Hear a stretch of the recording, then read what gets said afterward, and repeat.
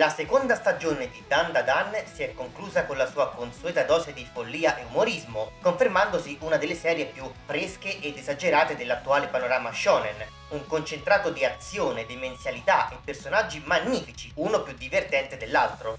Ma è anche una serie che attinge a piene mani dalla tradizione giapponese. L'autore, Yukinobu Tatsu, ha saccheggiato secoli di folklore, leggende metropolitane e cultura pop televisiva per evocare un ricchissimo immaginario unico e inimitabile. Oggi ci tufferemo in questo caos, analizzando in rigoroso ordine di apparizione ogni yokai e alieno che infesta le prime 2 stagioni di Dan Da Dan. Salve a tutti, io sono Gaian e benvenuti in questo nuovo video. Non perdiamoci troppo in chiacchiere e buttiamoci subito nella mischia. Inutile dire che questo video contiene numerosi spoiler sulle prime 2 stagioni di Dan Da Dan. Spettatore avvisato, mezzo esorcizzato. Rompiamo il ghiaccio con uno dei personaggi più belli di tutta la serie, l'insopportabile Turbo Nonna. La prima apparizione di questo yokai avviene nel primo capitolo del manga, in una delle scene di introduzione più epiche di sempre, in cui si offre di succhiare il cetriolo di Okarun e in cambio gli lascerà succhiare le sue pesche spatte. Ma cos'è la Turbo Nonna? Le storie su questo strano essere sembrano originarsi dal Monte Roku. Immagina, stai tornando a casa in macchina, da solo, in piena notte, tra le strade deserte di campagna. Da decine di minuti non incroci un'altra vettura e decidi così di premere sull'acceleratore. All'improvviso ti ritrovi all'imbocco di un lungo tunnel, uno dei tanti presenti in Giappone, quando all'improvviso senti qualcuno bussare al finestrino della tua auto e dal nulla appare il volto rugoso di una vecchietta dai lunghi capelli bianchi che ti fissa intensamente. Ma la parte davvero sconvolgente è che la vecchietta non è su un altro veicolo, sta correndo accanto alla tua auto. Questa è la Turbo Nonna. La leggenda urbana ha origine quindi nelle aree rurali della prefettura di Hyogo e le storie sembrano differire molto da località a località. Il racconto originale descrive la Turbononna come una vecchietta normale, senza occhi gialli o particolari spiritati, solo una nonnina, la classica donna anziana che incroceresti nelle campagne del Giappone, ma capace di correre fino a più di 100 km/h. Originariamente non c'era alcun problema ad essere superati dalla Turbononna, semplicemente, una volta che questa vi aveva sconfitto, svaniva nel nulla. Ma una leggenda urbana è qualcosa di molto malleabile e non ci è voluto molto affinché sbucasse fuori una nuova versione, in cui se si veniva raggiunti dallo spirito si veniva uccisi. In Dan Da Dan la Turbononna è uno spirito dotato di un enorme potere, legato soprattutto alla sua velocità. È in grado di correre a 100 km/h senza mai rallentare, smaterializzare il suo corpo e prendere possesso sia di esseri umani che spiriti, e di maledire chiunque venga raggiunto da lei mentre fugge rubando i suoi genitali. Può perfino trasportarsi attraverso le connessioni telefoniche, un po' come Red Hot Chili Pepper faceva con i cavi della corrente. Nonostante sia uno spirito ancora relativamente nuovo per il pubblico occidentale, in Giappone si tratta di un personaggio parte del folklore comune e possiamo incontrarla in altre serie o media, ad esempio in una puntata di Mob Psycho 100 o come demone presente nei videogiochi Persona 2 e Souls Hackers 2. Dagli spiriti passiamo subito a scoprire degli alieni. I serponiani sono i primi con cui verremo in contatto in Dan Da Dan e appaiono, esattamente come la Turbononna, nel primo capitolo del manga. La popolazione dei serpo è prevalentemente maschile, dato che da tempo immemore hanno smesso di riprodursi in modo naturale, passando a una tecnologia di clonazione. Tuttavia questa scelta li ha portati a un vicolo cieco evolutivo. Dato che ogni individuo è perfettamente identico a tutti gli altri, la loro specie ha smesso di evolvere. Per tentare di porre rimedio a questo problema hanno iniziato a rapire altre specie aliene, fra cui umani, al fine di rubare i loro organi riproduttivi, che i serpo chiamano banane, così da impiegarli per migliorare il proprio corredo genetico. Hanno anche dimostrato un certo interesse per i poteri psichici e sovrannaturali di alcuni abitanti della Terra, convinti di poterli impiegare per progredire a un nuovo livello evolutivo. Si tratta di una specie molto intelligente, capace di creare corpi biomeccanici, mezzi di trasporto interstellari e tecnologie incomprensibili come quelle per la clonazione e la creazione di uno spazio vuoto. Sono in possesso inoltre di poteri psichici che consentono loro di manipolare oggetti e persone esercitando delle forti onde d'urto, potere che aumenta esponenzialmente se più serpo lo applicano insieme. arrivando a poter generare un campo di forza in grado di sottomettere qualunque nemico e annullare i suoi poteri. Ma da dove provengono i Serpo? Il nome della loro specie proviene da una teoria del complotto di un presunto programma di scambio top secret fra il governo degli Stati Uniti e un pianeta alieno chiamato appunto Serpo, nel sistema stellare Zeta Reticuli. Secondo questa teoria della cospirazione, ben 12 militari americani sono stati spediti sul pianeta Serpo nel 1965 come parte di un accordo di scambio. Il design degli alieni è invece probabilmente derivato dalla serie Ultraman, presentando elementi in comune con la specie dei Bagassa e quella dei Dada, entrambi nemici apparsi in diverse serie del franchise. La terza creatura a fare la sua comparsa è nuovamente un alieno, ovvero il mostro di Flatwoods. Si tratta di un alleato dei Serpo e fa la sua apparizione nel secondo capitolo del manga. Il mostro di Flatwoods è una presunta entità extraterrestre avvistata il 12 settembre del 1952 negli Stati Uniti, attorno ai boschi della cittadina di Flatwoods, nella Virginia occidentale. Le testimonianze sul suo aspetto sono varie, ma la maggior parte di queste concordano sul fatto che fosse un essere alto più di 2 metri, con un corpo scuro e una testa dall'aspetto di una picca, da cui sbucavano 2 grandi e luminosi occhi rossi. La creatura sembrava avere arti molto allungati, con cui si muoveva a grandissima velocità. Dan Dadan lo dipinge come una creatura simile a un lottatore di sumo, con un corpo massiccio di colore grigio e solcato da numerose linee. Un aspetto interessante è che la creatura, nel manga, ha l'abilità di rilasciare una grande quantità di nebbia scura dalla bocca o dalle ferite del corpo, la quale danneggia l'avversario e causa effetti simili al gas mostarda. Si tratta di un'altra citazione all'originale mostro di Flatwoods. In seguito all'incontro con la creatura, alcuni membri del gruppo riportarono di soffrire di irritazioni al naso e alla gola, fino anche, nei casi peggiori, ad attacchi di vomito e convulsioni dopo essere stati esposti a una sorta di nebbia emessa dal mostro. Torniamo finalmente a parlare di spiriti con l'Earthbound Spirit Crab, lo spirito granchio che fa la sua comparsa nel capitolo 5 del manga.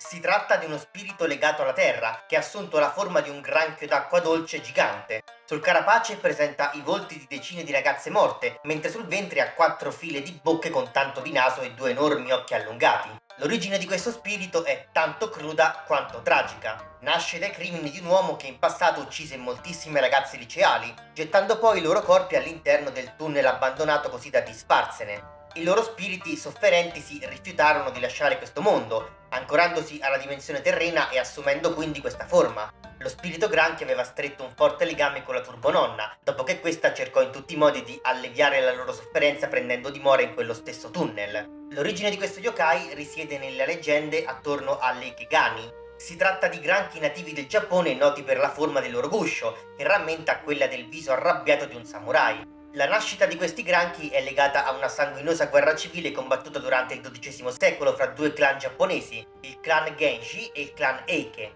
Uno degli scontri decisivi di questo conflitto fu una battaglia navale, durante la quale, quando i soldati del clan Eike si resero conto di essere stati sconfitti, a centinaia si gettarono in mare suicidandosi, preferendolo al disonore della cattura. Leggenda vuole che i loro spiriti, incapaci di provare pace, uscirono dalle centinaia di cadaveri disseminati lungo il fondale per cercare rifugio infestando i corpi dei granchi che vivevano nello stretto, donando così loro il caratteristico aspetto del carapace, un segno del loro eterno rancore. È molto bello come Yukinobu Tatsu abbia mantenuto l'aspetto del rancore legato all'origine di questa leggenda adattandolo in chiave moderna. In seguito alla sconfitta della turbononna, questa riuscirà a sopravvivere nascondendo il suo spirito all'interno del corpo di Okarun. Nel capitolo 11 del manga, Seiko riuscirà a separare i 2 spiriti e Turbononna si rifugierà così nel simulacro più vicino possibile, ovvero una bambola Maneki Neko. Sono sicuro che tutti abbiamo visto queste bambole in giro, sono un oggetto molto diffuso, le trovate letteralmente in qualunque ristorante di cucina cinese e giapponese. Si tratta di una variante del Bakeneko, il gatto yokai della tradizione giapponese, e le leggende all'origine della sua figura sono innumerevoli. Si tratta comunque generalmente di una statuetta a forma di gatto che si ritiene possa spingere i clienti ad entrare all'interno dei negozi e possa portare anche prosperità all'interno di una famiglia. Si crede che porti fortuna e sia di buon auspicio per gli affari. Divenendo un mannequin eco, sembra che Turbononna abbia in qualche modo sviluppato la sua capacità di indirizzare la fortuna. Il problema è che non è assolutamente in grado di scegliere chi ne sarà il destinatario e quindi, come ci tiene spesso a ricordare, la buona sorte può colpire alleati quanto nemici. Una figura molto nota, forse la più nota del mannequin eco, è il Pokémon Meo. Il suo design si basa proprio sulla celebre statuetta. La moneta che ha sulla fronte è infatti un Koban, una moneta antica giapponese che accompagna spesso le statue del gatto. Vi ricordo anche come Meo possiede una tecnica unica, ovvero giorno paga, che infligge danno spargendo le monete sul campo di lotta, come richiamo all'abilità del mannequin eco di portare ricchezza. L'acrobata dai capelli lisci è anch'essa un yokai recente legata a delle leggende urbane, ma nata dalla fusione di diverse creature. Fa la sua comparsa nel capitolo 13 del manga come antagonista di un breve arco narrativo legato a lei. Questo spirito, chiamato anche Akusara, inizia a fare la sua comparsa in Giappone attorno al 2000, grazie al passaparola. Originario della prefettura di Fukushima, le varie versioni di questa storia coinvolgono tutte una misteriosa donna dall'aspetto alto e slanciato e la pelle pallida, occhi incavati e neri senza pupille, vestita con un abito rosso e un cappello a tesa larga abbinato, con lunghi capelli neri setosi e una presenza inquietante. Se ci si imbatte in lei, questa potrebbe compiere un qualche impressionante atto acrobatico, come arrampicarsi su un albero, saltare su una recinzione, ballare sul bordo dei tetti delle case, per poi, al termine della performance, sparire senza lasciare traccia. Leggenda vuole che coloro che assistono al suo spettacolo acrobatico sono maledetti, condannati ad affrontare una serie di disgrazie o perfino la morte. L'unico modo per sopravvivere sembra essere quello di non interagire e ignorare lo yokai. Tuttavia, l'acrobata di Dan Dadan non prende spunto solo dalla Kusara, ma anche da un altro tipo di spirito che in America Latina chiamano la Lorona, ovvero la donna che piange. Si tratta dello spettro di una donna in pena che ha perduto un figlio ed è alla vana ricerca di questo. La sua raffigurazione più comune è quella di una donna scheletrica, con un abito lacero e occhi ingigantiti e insanguinati per il gran piangere. Le leggende sulla Lorona cambiano da zona a zona, ma secondo alcune di esse questa potrà trovare pace solo quando finalmente troverà il suo bambino. Mi piace pensare che il Sensei Tatsu si sia ispirato a quest'ultime. Apparso per la prima volta come antagonista del capitolo 20 dell'anime, assoldato dai Serpo per vendicarsi, questo alieno ha l'aspetto di un crostaceo umanoide, con un corpo muscoloso e un grosso disco di granchio sulla testa, da cui spuntano due appendici simili a quelle di alcune specie di granchi. L'ispirazione di partenza proviene dal demone di Dover, uno dei criptidi alieni più noti al mondo. Si tratta di una creatura bipede caratterizzata da una testa sproporzionata, grossa come un'anguria, e grandi occhi luminosi, dalla pelle brunastra o arancione, dalla consistenza della pelle ruvida simile a carta vetrata. Questa creatura venne avvistata in 3 diverse occasioni fra il 21 e il 22 aprile del 1977, vicino alla città di Dover, nel Massachusetts. Nonostante il numero limitato di incontri, il demone di Dover divenne rapidamente uno dei criptidi più noti e conosciuti al mondo. La spiegazione più comune nella comunità di appassionati di criptidi è che la creatura abbia origini extraterrestri, quali il risultato di esperimenti genetici condotti dagli alieni. Oltre a ciò, la sua estetica, così come quella dei serponiani, è probabilmente stata ispirata al famosissimo, in Giappone, franchise Ultraman. La forma base ricorda, per alcune fattezze della testa, i Kanegon, un'altra specie aliena apparsa in diverse serie di Ultraman, sebbene in quel caso non era associata a un crostaceo. Anche la sua forma potenziata, oltre l'ovvio riferimento al gambero mantide, è nuovamente un'ispirazione a Ultraman. Oh, Yukinobu sta in rotta pesante con questo personaggio della cultura pop, In questo caso l'ispirazione è ancora più evidente di quella dei Kanegon, e si tratta degli alieni Baltan, provenienti dall'omonimo pianeta, una specie artropode che ha tentato più volte di attaccare il pianeta Terra. Oltre al nostro amico appena citato, i Serponiani avevano assoldato un secondo alleato per la loro vendetta, Nessie.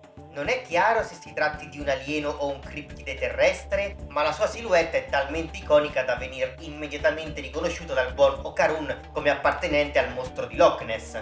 È una creatura rettiloide lunga circa 4 metri e simile a un plesiosauro, che non è un dinosauro, ricordiamolo, o qui c'è gente che ci fa passare un brutto quarto d'ora. dotato di numerose creste, protuberanze, una spilza di denti affilati e numerose strisce che corrono lungo tutto il suo corpo. Sul mostro di Loch Ness non penso di dovermi dilungare più di tanto, credo sia uno dei criptidi più noti al mondo insieme allo Yeti e a Bigfoot. La sua presenza nel lago è riscontrabile fin dal 700 d.C., ma divenne famosa a livello internazionale nel 1934, in seguito alla famosa fotografia del chirurgo, una delle più antiche prove fotografiche della creatura. L'autore non si è limitato tuttavia a riproporre un semplice plesiosauro fatto e finito, ma ha fuso la creatura con un famosissimo kaiju giapponese. I tratti di Nessie ricordano in modo impressionante la quarta forma di Shin Godzilla, protagonista dell'omonimo film del 2016, dalla pelle butterata fino alla terrificante fila di denti aguzzi. Il tratto distintivo di Nessie, inoltre, il raggio distruttivo ad alta pressione che emette dalla bocca accompagnato da un'emissione luminosa delle strisce sul suo corpo, similmente alle creste di Godzilla, è chiaramente una riproposizione dell'inimitabile soffio atomico più famoso del mondo. Ogni giorno migliaia di banane vengono prese di mira da flotte di serponiani non autorizzati, i quali usano tecnologie di tracciamento interstellare per monitorarvi e colpire quando meno ve lo aspettate. La vostra banana è esposta, vulnerabile, ma oggi ho la soluzione per voi. Dimenticatevi una banale VPN, vi presento Gaigan Shield, l'unica protezione sicura contro qualunque sottrazione genitale aliena. E non è tutto! Cliccando sul pulsante di iscrizione ora e scrivendo il codice promozionale Banane Protette nella sezione commenti, otterrete una copertura totale contro yokai fastidiosi. E adesso parlavamo di scuole infestate, giusto? Giusto, Taro. Se siete assidui fruitori di anime e manga, sicuramente avrete già sentito parlare dei 7 misteri. Sembra che in Giappone ogni scuola abbia le sue 7 meraviglie, ovvero 7 storie spaventose che prendono vita ogni notte riempiendo i noiosi corridoi scolastici di magia e sovrannaturale. Non esiste una precisa caratterizzazione di questi 7 misteri. Ogni scuola presenta una combinazione unica e personale, che viene tramandata oralmente tramite passaparola, e possono includere numerose storie fra cui alcune molto note e spesso ricorrenti, le statue dell'aula d'arte che piangono sangue, il fantasma di una ragazza che piange in uno dei bagni femminili, la presenza di un cane dal volto umano che passeggia per i corridoi, o il modello anatomico dell'aula di biologia che prende vita. Quest'ultimo è proprio il caso del nostro buon Taro, il modello anatomico della scuola di Momo e Okarun, che prende vita e inizia a correre all'impazzata per riunirsi con Hana, l'amore della sua vita. Appare nel capitolo 29. Taro è in tutto e per tutto uno yokai, probabilmente generato proprio dalle leggende urbane che lo riguardano. È dotato di velocità e stamina altissime, pari a rivaleggiare contro Okarun, e dall'abilità di assemblarsi e disassemblarsi nei vari pezzi che lo compongono, con una maestria degna del miglior utilizzo del puzzle. Ma questa consuetudine da dove si origina? È probabile che nasca nel periodo Edo, con i 7 misteri di Honjo. Honjo, l'attuale quartiere Sumida di Tokyo, era all'epoca un'area poco urbanizzata, con poche case sparse e isolate nel mezzo dei campi, un luogo dall'aspetto misterioso e dalla fama spettrale, in cui leggende e racconti dell'orrore fioccavano come funghi nella doccia di un motel. Queste leggende, che in realtà erano più di 7, vennero così raccolte e soprannominate le 7 meraviglie dell'Honjo, divenendo col tempo un'attrazione turistica famosa ancora oggi e molto frequentata dai turisti. Magie del marketing ante litteram. Col tempo questa consuetudine verrà replicata e applicata in più ambiti. La Kito Family è uno degli antagonisti secondari dell'arco narrativo della Casa Maledetta. Si tratta di una famiglia che risiede da secoli nel villaggio Byakuya, che da sempre offre sacrifici umani al grande serpente, la loro divinità protettrice, per scongiurare l'eruzione del vulcano. Al termine dell'arco narrativo scopriremo come non siano degli esseri umani, ma dei sotterranei, creature abitanti del sottosuolo, la cui vera origine è tuttora sconosciuta. Questo tipo di creatura è legata probabilmente al mito della Terra Cava, un filone di teorie fantastiche ipotizzate in varie epoche storiche, secondo cui l'interno della Terra nasconderebbe interi continenti o mondi nascosti, abitabili o perfino abitati da specie preistoriche o sconosciute agli umani in superficie. Il loro vero aspetto è quello di creature insettoidi, con corpi dalla forma di fisarmonica, piedi e mani molto sviluppati, teste allungate e una lunga proboscite. Il loro aspetto, anche qui, indovina indovinello da dove proverrà? Dai che ormai lo sapete, ma da Ultraman ovviamente!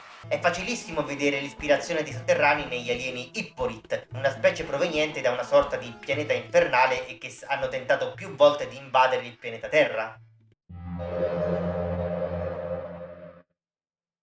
Ma questo grande serpente a cui la famiglia Kito offriva sacrifici da generazioni e generazioni? E mo ne parliamo.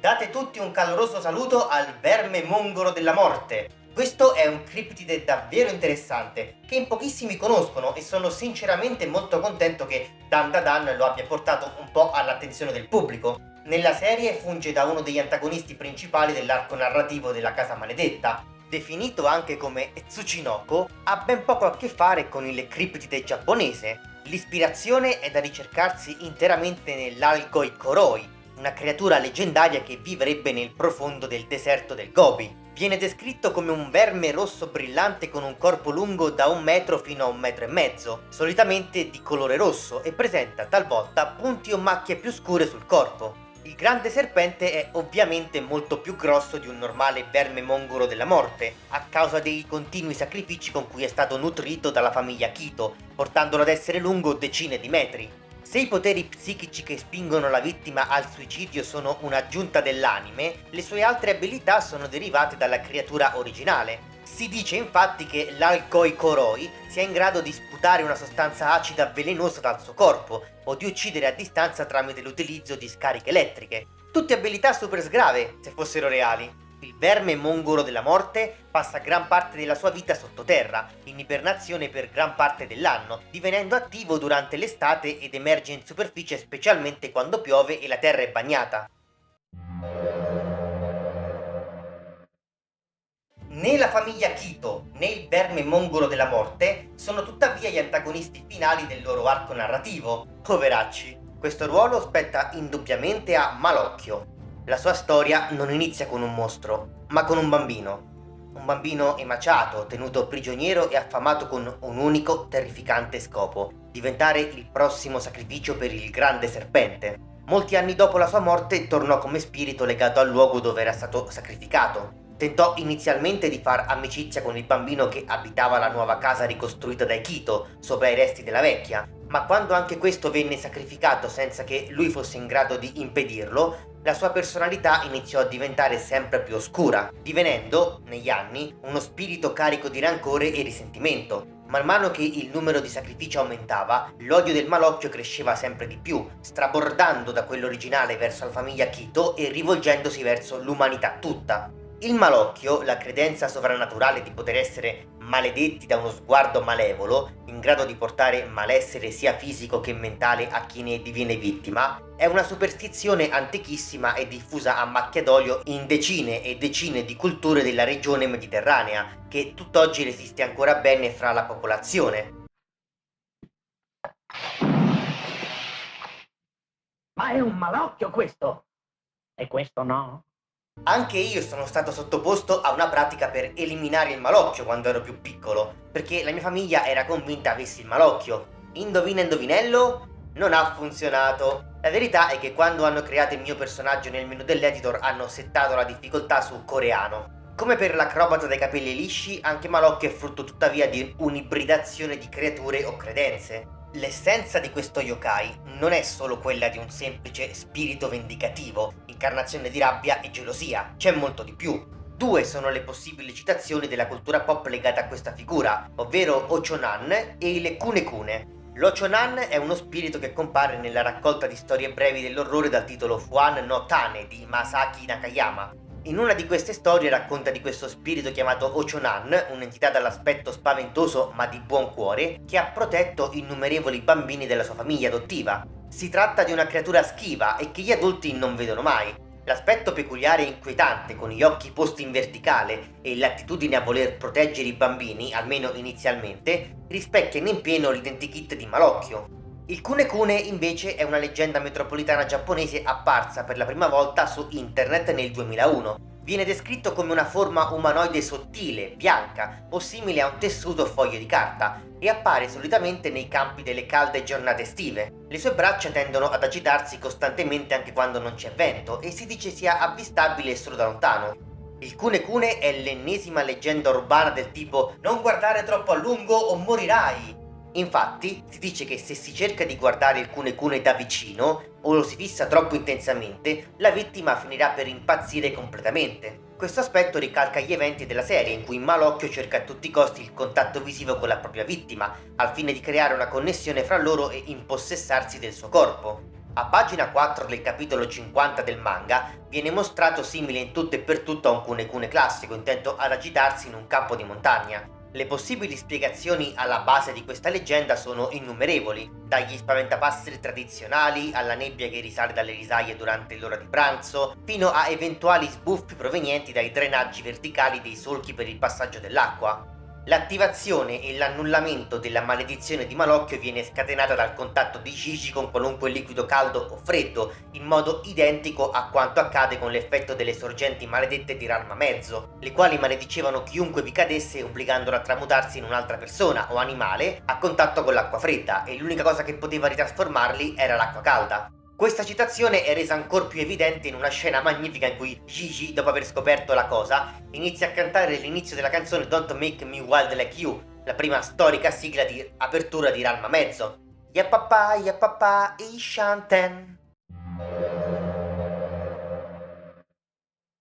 Gli spiriti più improbabili sono talvolta quelli che più riescono a infilarti un grosso cetriolo bitorzoluto dove non batte il sole. Cetriolo Rick! È questo il caso dei ritratti nella classe di musica. Questi sono ritratti di famosi musicisti appesi nella sala dove si tengono le lezioni musicali, i quali possono prendere vita se, a tarda notte, qualcuno dovesse suonare male il pianoforte dell'aula. Appaiono nel capitolo 57 del manga e sono degli antagonisti minori utilizzati dalla Turbononna per addestrare Okarun a utilizzare meglio il suo potere. Sono spiriti dotati di grandi poteri, i quali si manifestano proprio attraverso la musica, sono in grado di utilizzare le note musicali come proiettili esplosivi o evocare illusioni tangibili sempre attinenti alla musica, come quando tramite la nona sinfonia mutano il campo di battaglia in un teatro dell'opera.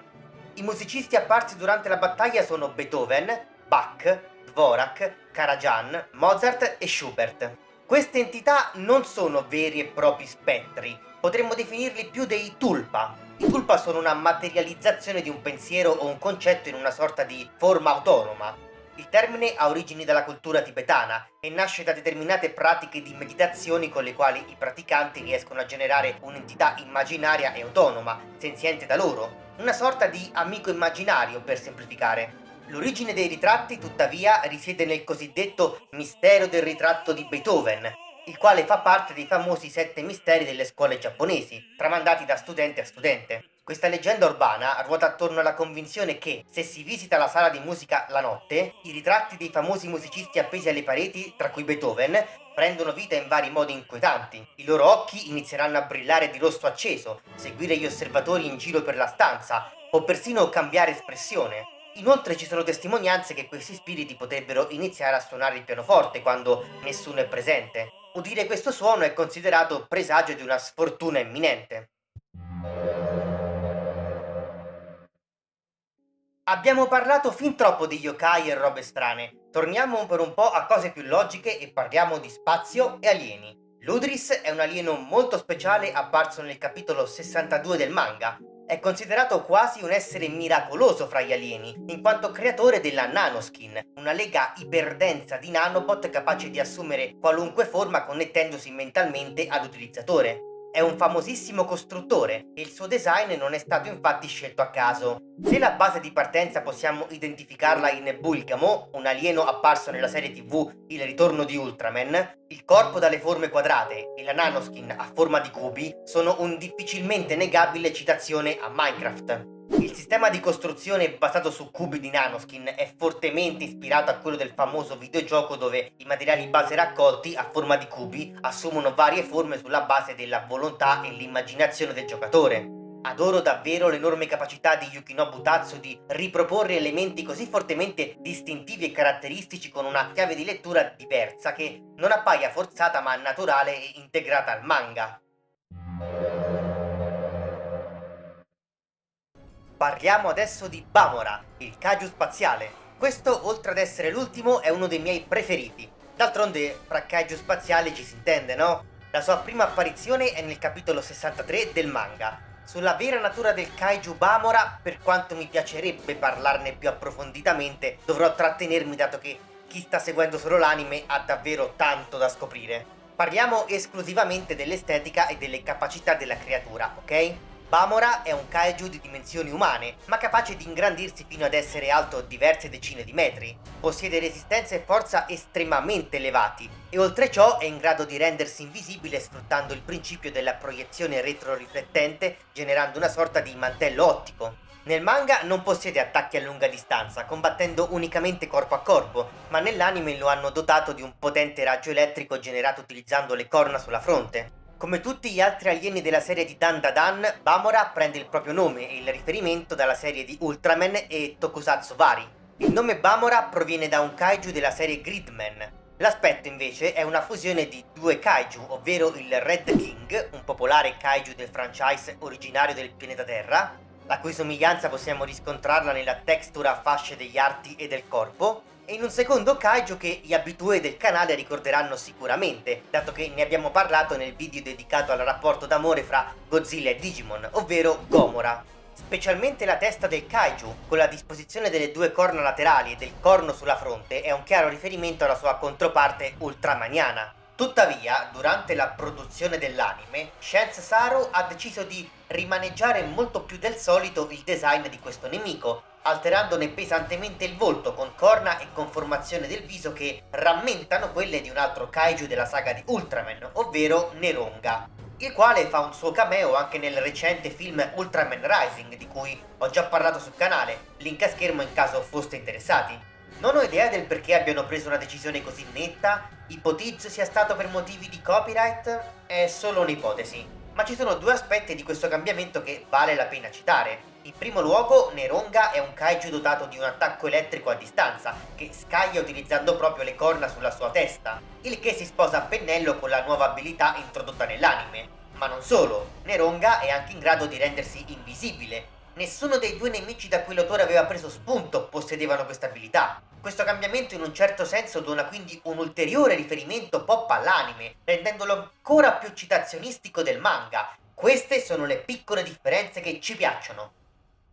La nostra avventura alla scoperta dei rimandi, i riferimenti e le citazioni pop dietro queste prime due stagioni di Dandadan termina qui. Fermo, già ti vedo pronto a cliccare su qualche altro video, ma aspetta ancora un secondo e ascoltami. È una faccenda serissima, super importante. Ne va della tua incolumità. Questo video era maledetto. Ebbene sì, entro pochi minuti le tue palle saranno rubate da uno spirito maligno. Se vuoi evitarlo, c'è solo un modo. Lascia immediatamente un like, iscriviti e commenta il video. Se lo farai, dovresti riuscire ad esorcizzare lo spirito. Mi raccomando, da Gaigan è tutto e come sempre, alla prossima!